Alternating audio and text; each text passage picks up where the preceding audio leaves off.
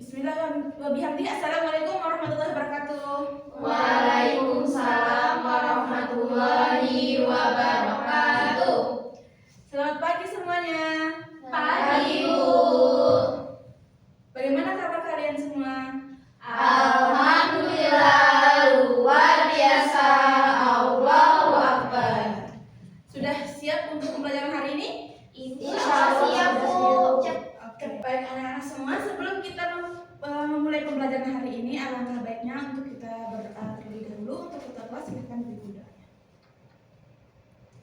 Terus mau mulai pembelajaran hari ini, alangkah baiknya kita berdoa dulu teman-teman. Berdoa dimulai, berdoa selesai. Baik, hari ini ada yang tidak hadir? Ada, Bu. Siapa yang tidak hadir? Jessica, Nova. Materi sebelumnya yaitu mengenai tentang pertukaran zat makanan. Itu materi yang minggu kemarin. Sekarang kita akan melakukan pembelajaran tentang pertukaran gas di paru-paru. Nah, sebelum Ibu mau bertanya, apa yang kalian rasakan ketika menaiki tangga lebih dari 2 lantai? Capek.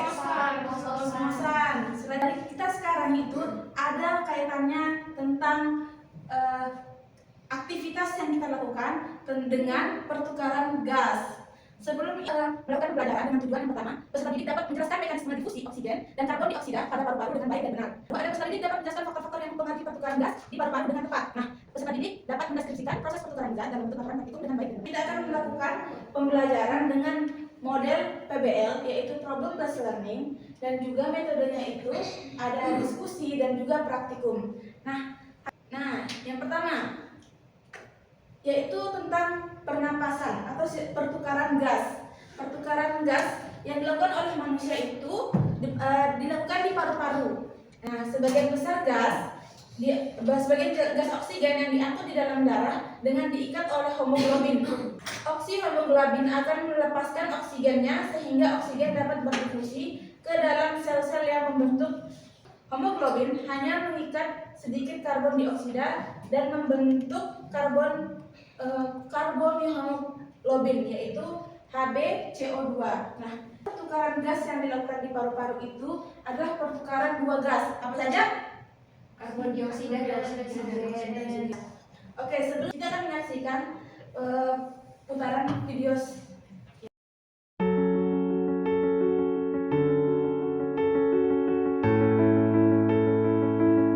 Penjelasan video tadi. Pernapasan kita itu dilakukan secara apa? Ada yang difusi. Difusi itu apa sih? Pertukaran zat yang tinggi konsentrasi yang berbeda. Secara sadar atau tidak sadar? Tidak sadar. Ya, benar. Jadi difusi itu dilakukan secara tidak sadar.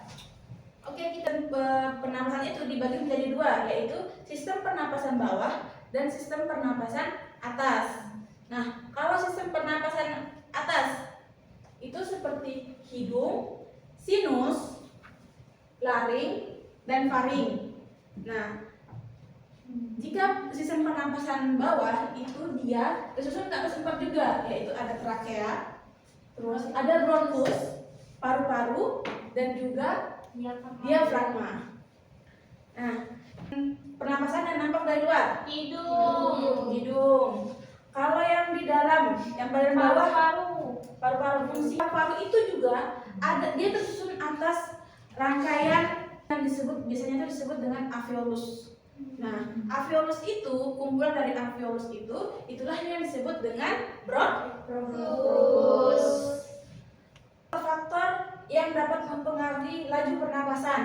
Faktor yang mempengaruhi laju pernapasan itu ada yang usia, terus suhu tubuh, jenis kelamin, aktivitas fisik, kesehatan, emosi, dan juga posisi tubuh. Sekarang kita itu akan melakukan aktivitas yang berkaitan tentang faktor-faktor yang mempengaruhi pernapasan. Nah, anak-anak semua, kalian ini sudah duduk secara berkelompok apa belum? Sudah, Bu. Sesuai kelompoknya ya? Iya, Bu. Oke. Di sini kita akan mempersiapkan untuk melakukan fikum. Ini ya, ini akan Ibu jelaskan ya.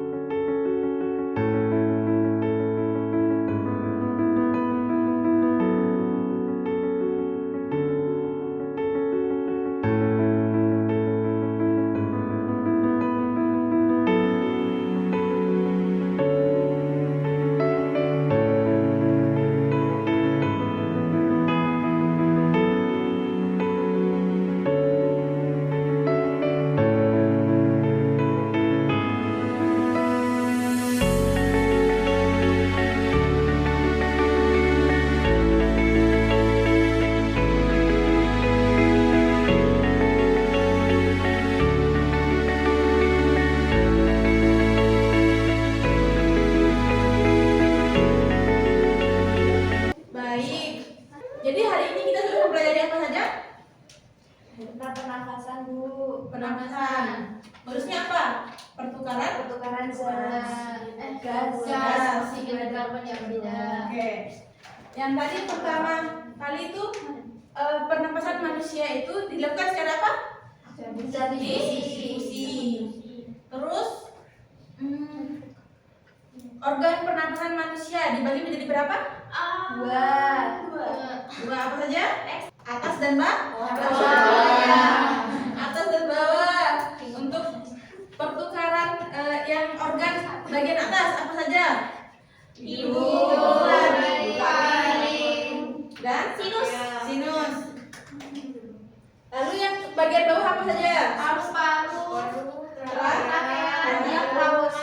Dan bronkus. Oke. Sebelum kita mengakhiri pembelajaran kita hari ini, silahkan kalian keluarkan kertas satu lembar. Kita akan lakukan post test.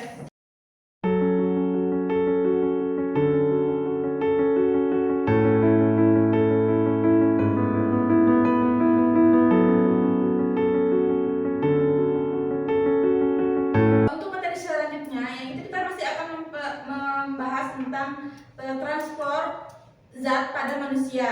Nah, untuk selanjutnya itu akan membahas tentang sistem ekskresi, yaitu perubahan zat pada ginjal ya, yang dilakukan oleh organ ginjal. Nah, menutup kegiatan hari ini, silakan untuk ketua kelas untuk memimpin doa. Sebelum menyelesaikan pembelajaran hari ini akan saya berdoa terlebih dahulu. Doa apa ya? Selesai. Baik, sekian dari Ibu. Kita akan bertemu di pertemuan selanjutnya.